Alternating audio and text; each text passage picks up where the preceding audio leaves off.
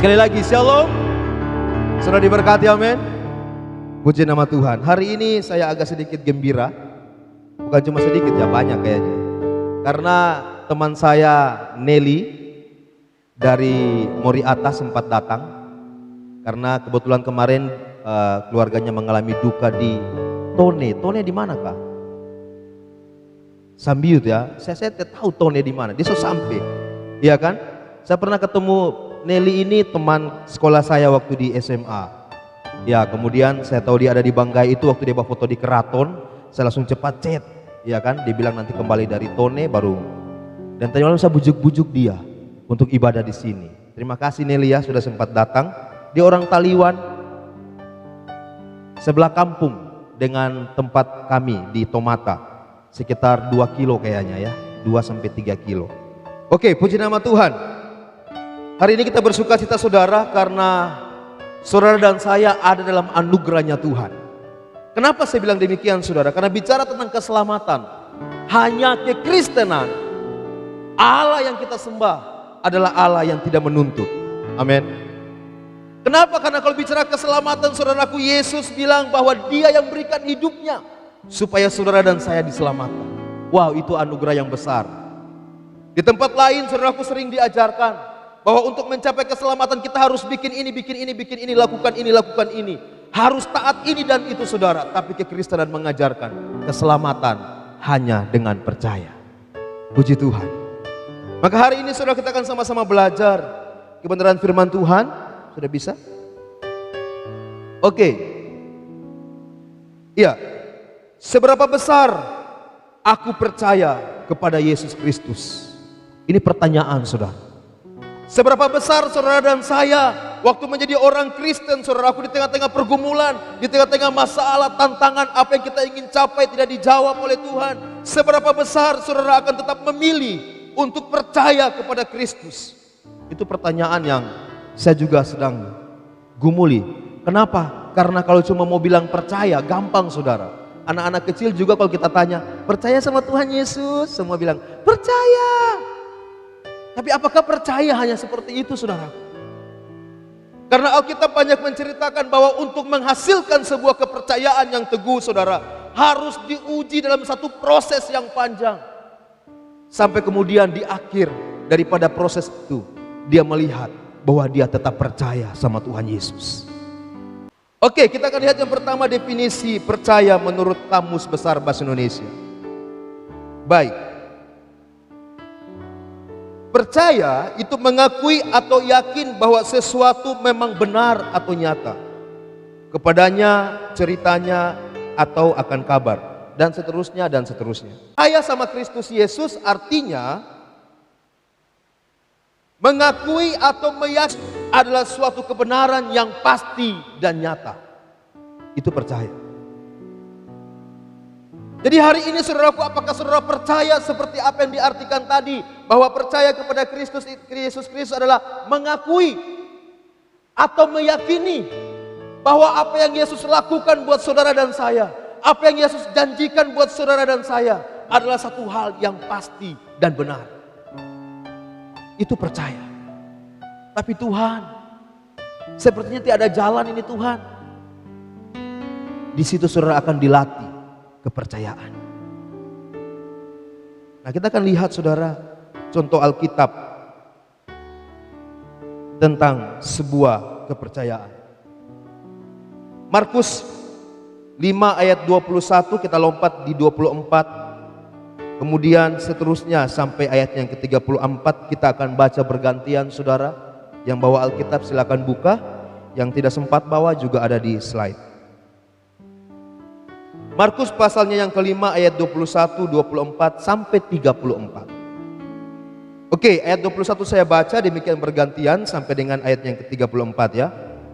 Demikian firman Tuhan. Sesudah Yesus menyeberang lagi dengan perahu, orang banyak berbondong-bondong datang lalu mengerumuni dia, sedang ia berada di tepi danau.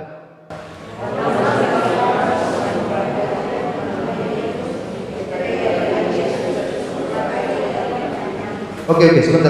Ayat 24. Langsung di ayat 24. Oke?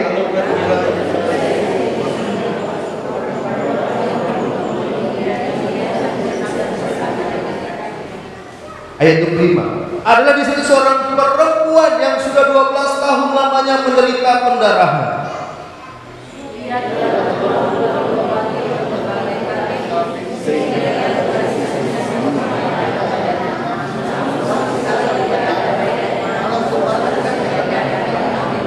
Dia sudah mendengar berita-berita tentang Yesus, maka di tengah-tengah orang banyak itu ia mendekati Yesus dari belakang dan menjamah jubahnya.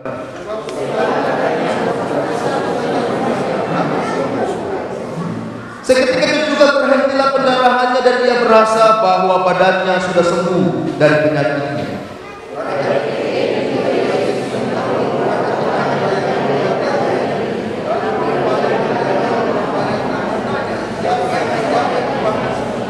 Murid-muridnya menjawab, engkau melihat bagaimana orang-orang ini berdesak-desakan dekatmu, dan engkau bertanya, siapa yang menjamah aku?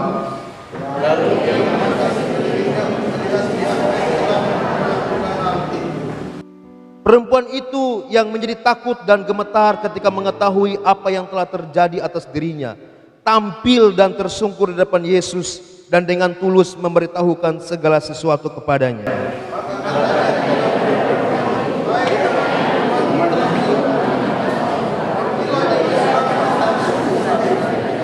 Amin, saudara. Demikian jauh firman Tuhan yang kita sudah baca, dan firman Tuhan berkata bahwa yang berbahagia kita yang dengar dan juga jadi pelaku firman. Nah, kita langsung saja, saudaraku. Nah, pergumulan yang dihadapi perempuan yang pendarahan. Saudara bayangkan cerita ini luar biasa, saudara. Yang pertama yang sedang dialami adalah sakit pendarahan selama 12 tahun. Saudara bayangkan, 12 tahun pendarahan. Saya minta maaf nih sama yang perempuan-perempuan atau ibu-ibu yang lagi haid. Waktu haid sakit nggak? Sakit ya, nggak nyaman ya, kayak mules-mules, aduh sampai di pinggang, makanya ada kiranti kan, minum kiranti, datang bulan. Ya kan? Menghilangkan nyeri, mengurangi rasa sakit. Kenapa? Karena pendarahan itu memang sakit, saudaraku. Nah, perempuan ini mengalami sakit selama 12 tahun, saudara bayangkan. Setiap hari dia harus alami yang namanya pendarahan, saudara. Dan minta maaf, pendarahan yang dia alami ini keluar dari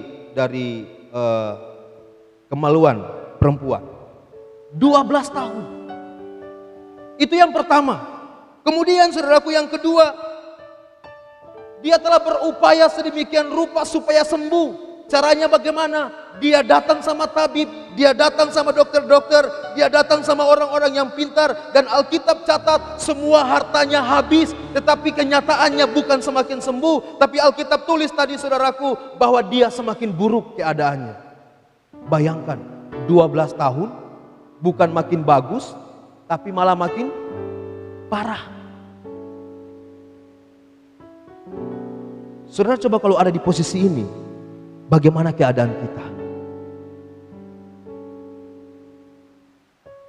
Tapi disinilah iman akan diuji. Kemudian apa yang dia alami?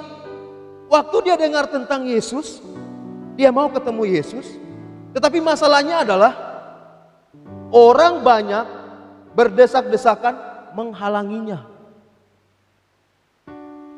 Saudara lihat dia punya gambar itu ya. Ini orang banyak begini ini, dia ada di dalam, mau ketemu Yesus.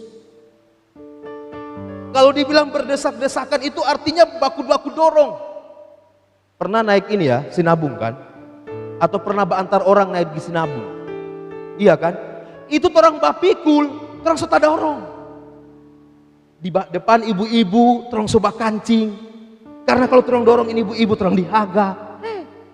Belakang bu, yang di belakang juga belakang. Berdesak-desakan, belum mau naik itu tangga. Sampai jangan sampai salah naik. Kadang-kadang sudah naik begini kaki masih di sebelah. Tak tinggal, karena sudah didorong dari belakang. Berdesak-desakan. Saya bayangkan waktu kondisi perempuan ini, dan ada video pendeknya saudaraku tentang kasus ini. Itu dia berdesak-desakan, dia terjepit saudaraku. Makanya imannya timbul waktu dia bilang apa saudara? Asal kujama saja jubahnya. Kalau dalam pembacaan lain dibilang jumbai jubah. Karena untuk menjamah Yesus sungguh tidak mungkin orang begitu banyak. Makanya dia bilang asal ku jamah saja ujung jubahnya. So boleh. Jadi masih jauh-jauh deh. Ujung jubahnya. Kemudian saudaraku, apa yang dialami oleh perempuan ini juga? Nah, saudara, tradisi di Yahudi atau hukum Taurat itu begini. Kalau kita baca di dalam Imamat, apabila seorang perempuan mengeluarkan lelehan, dan lelehannya itu adalah darah dari auratnya, ia harus 7 hari lamanya dalam cemar kainnya, dan setiap orang yang kena kepadanya menjadi najis sampai matahari terbenam. Segala sesuatu yang ditidurinya selama ia cemar kain menjadi najis, dan segala sesuatu yang didudukinya menjadi najis juga. Setiap orang yang kena kepada tempat tidur perempuan itu haruslah mencuci pakaiannya, membasuh tubuhnya dengan air, dan ia menjadi najis sampai matahari terbenam. Setiap orang yang kena kepada sesuatu barang yang diduduki perempuan itu haruslah mencuci pakaiannya, membasuh dirinya dengan air, dan ia menjadi najis sampai matahari terbenam. Itu aturannya buat perempuan ini, saudara. Ini cuma untuk yang haid, minta maaf. Bayangkan ibu-ibu tiap bulan, kalau masih berlaku ini hukum Taurat. Waktu haid, Pak, aku haid, tempat tidur najis. Datang anak kita, Bapak aku mau tidur, sap, najis. Alkitab yang catat. Harus cuci baju, harus mandi dan najis sampai matahari terbenam. Perempuan ini 7 hari najisnya. Bayangkan, siapa yang bersentuhan dengan perempuan yang lagi sakit pendarahan, dia najis sampai dia mandi sampai matahari terbenam. Besok bersentuhan lagi, najis lagi. Betapa ketatnya hukum Taurat. Dan saudara bayangkan 12 tahun perempuan ini harus jaga dirinya, tidak boleh dekat dengan orang-orang. Kenapa? Karena waktu dia pendarahan, setiap orang yang dekat dengan dia, yang bersentuhan dengan dia, maka jadi najis. Saudara pastikan ini orang dikucilkan. Dan video pendek itu menceritakan bagaimana perempuan ini kemudian ditahu, karena dia sudah berobat kemana-mana. Jadi pasti orang tahu sakitnya. Waktu orang lihat dia duduk, orang menjauhinya. Kenapa? Karena jangan sampai dia masih najis. Waktu dia berkerumun dengan orang-orang, saudaraku, maka semua orang yang sempat menyentuhnya hari itu najis menurut hukum Taurat. Nah, di sini yang saya mau bilang, saudaraku, ada kasih Tuhan yang besar, ada anugerah Tuhan yang melimpah buat saudara dan saya, yang kita tidak dapat di tempat lain, saudaraku, yang hanya kita dapat di dalam Yesus. Oke, kita lihat apa yang membuat perempuan ini mengalami kesembuhan. Saudara perhatikan, ini jawabannya. Dia sudah mendengar berita tentang Yesus. Maka di tengah-tengah orang banyak itu ia mendekati Yesus dari belakang dan menjamah jubahnya. Sebab katanya, asal ku jamah saja jubahnya, aku akan sembuh. Kata kuncinya di mana di sini, saudaraku? Dia sudah mendengar berita tentang Yesus. Iman timbul dari pendengaran pembacaan akan firman Kristus. Dan itu digenapi atas perempuan ini, saudaraku.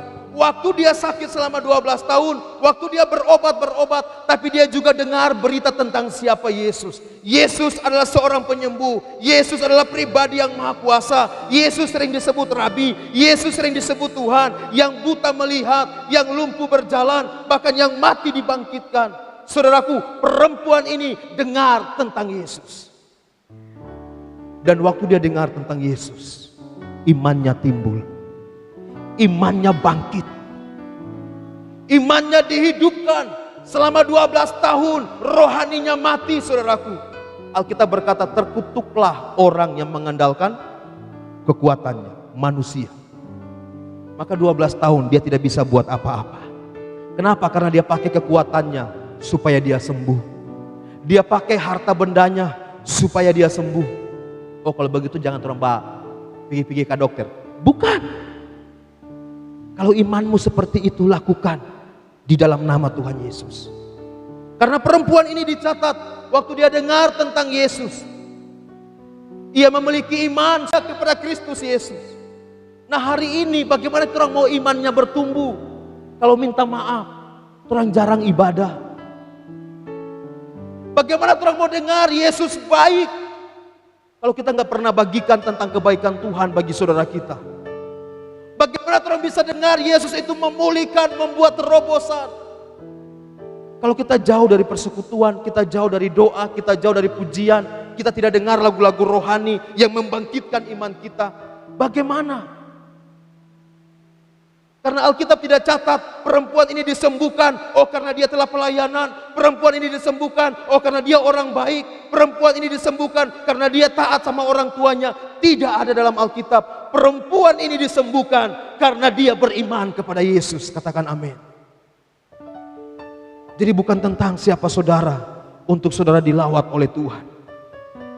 Saudara mungkin hari ini berkata, Tuhan aku najis seperti perempuan ini. Tuhan, masa depanku suram Tuhan. Kenapa? Karena aku punya latar belakang yang tidak bagus. Tuhan, aku sering gagal, aku sering jatuh Tuhan. Saudara mungkin ada seperti perempuan yang dia rasakan. Tapi saya mau bilang, waktu imanmu timbul kepada Yesus, yang Yesus lihat bukan masa lalumu, yang Yesus lihat bukan keadaan keluargamu, tapi yang Yesus lihat adalah hatimu yang percaya kepadanya. Katakan amin. Jadi bicara pemulihan bukan tentang apa yang saudara akan lakukan, tapi tentang apa yang Yesus mau lakukan buat saudara. Tapi itu harus lahir dari hati yang percaya. Hati yang percaya ini kadang-kadang kita diproses saudaraku, dengan pergumulan, tantangan, air mata. Luar biasa. Ibu-ibu, kau bergumul buat suamimu. Suami-suami kadang-kadang kau juga bergumul buat istrimu. Sebagai orang tua, kita bergumul buat anak-anak kita. Anak-anak juga bergumul masa depan. Tapi saya mau bilang, di dalam Yesus, di dalam Yesus pasti ada jawaban. Di dalam Yesus pasti ada masa depan yang baik. Di dalam Yesus pasti ada pemulihan. Di dalam Yesus. Maka ayo hari ini, waktu kau dengar ada persekutuan, datang ikut. Kenapa? Karena di tengah-tengah persekutuan itu engkau akan dengar nama Yesus diberitakan. Waktu nama Yesus diberitakan, imanmu timbul. Waktu kita dengar lagu rohani, ya kan?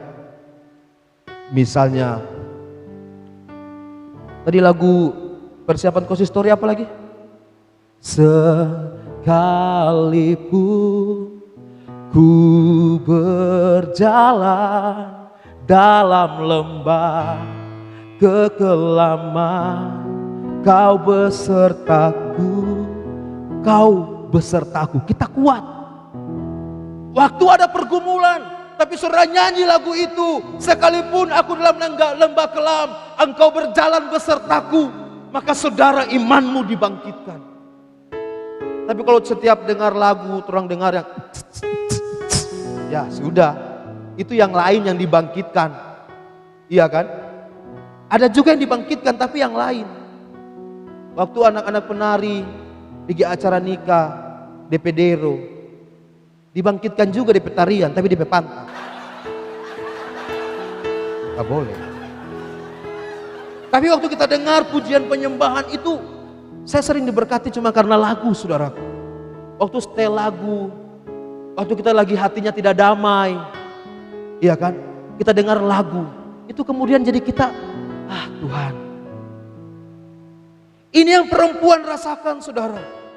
Nah, masalahnya kenapa kita sering kecewa dengan Tuhan? Sebelum lanjut itu.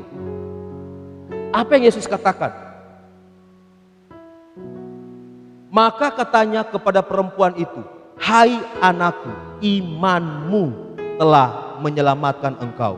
Pergilah dengan selamat dan sembuhlah dari penyakit. Iman tadi yang saya katakan. Cuma iman kata kuncinya. Maka iman itu apa saudaraku? Dasar. dari segala sesuatu yang kita harapkan itu iman. Dan bukti dari segala sesuatu yang belum kita lihat. Bukti iman itu dasar. Apa yang Torah harapkan DP dasar iman. Dan bukti dari segala sesuatu yang belum. Kalau bukti apa sih artinya bukti? Sudah nyata kan? Iya kan? Bukti itu sudah ada. Buktikan KTP-mu ini. Sudah ada. Jadi kalau iman itu belum ada, tapi saudara percaya sudah ada. Itu iman. Makanya perempuan ini saudaraku, dia najis, dia tidak layak. Tapi karena ada iman ini membenarkan dia. Amin. Jadi bukan karena kita minta maaf, bukan karena Tuhan selama pelayanan Tuhan berkati. Bukan karena Tuhan kasih persembahan banyak. Bukan. Itu buah dari pengenalan kita sama Tuhan. Kita pelayanan, kita kasih persembahan, kita bantu orang karena kita sudah merasakan kebaikan Tuhan. Ini yang terjadi saudara. Nah makanya kenapa kita kecewa? Simple. Kenapa orang marah sama Tuhan? Jawabannya ini saudara. Karena apa yang kita inginkan tidak seperti apa yang terjadi. Orang pengen A, Tuhan jawabnya B. Orang marah sama Tuhan. Tuhan bukan saya doanya begini, Tuhan saya so puasa Tuhan. Sampai saya so turun 50 kilo. Sama. DP berat cuma 60 turun 50. Sebagaimana itu. Karena dia so serius. Tapi pas dijawab bukan begitu. Kita marah sama Tuhan. Kita komplain sama Tuhan. Kita protes sama Tuhan. Saya kasih contoh dulu. 3 anak penari, mari maju coba ke depan. Anak penari 3 orang itu. Oke, yang mau berdiri, ayo cepat.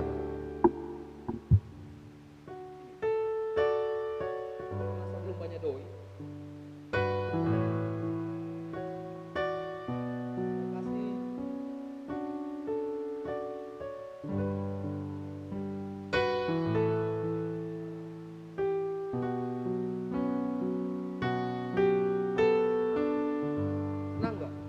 Dapat 5.000. Oke. Saya kasih ST 5.000, 10.000. Kamu senang gak? Waktu kamu lihat kau 5.000, dia 10.000, hatimu bagaimana? Biasa, serius. Yakin. Waktu ST dapat 10.000 senang. Tapi kalau saya kasih Icen 20? Yakin. Dia senang kan? Kenapa Pak Gem? Pak Gem, saya yang lebih lama menari Pak Gem. Kenapa dia 20? Rasanya yang doa persiapan cepat datang saya, bukan dia. Kenapa orang kecewa dengan Tuhan? Karena orang banding-bandingkan apa yang kita dapat dengan orang lain. Dan kita mulai hitung-hitung Tuhan. Kayaknya saya dengan dia saya yang lebih baik. Tapi kenapa dia yang lebih banyak diberkati? Tuhan tidak adil. Saudara mulai protes dengan Tuhan. Kayak tadi, dia bohong sebenarnya ini. 5.000 biasa aja kalau lebih hati ini. Karena dia pengen yang 20. Lumayan pop ice 4. Iya kan? Siomay goreng di sekolah. Oke, kembali. Bawa saja.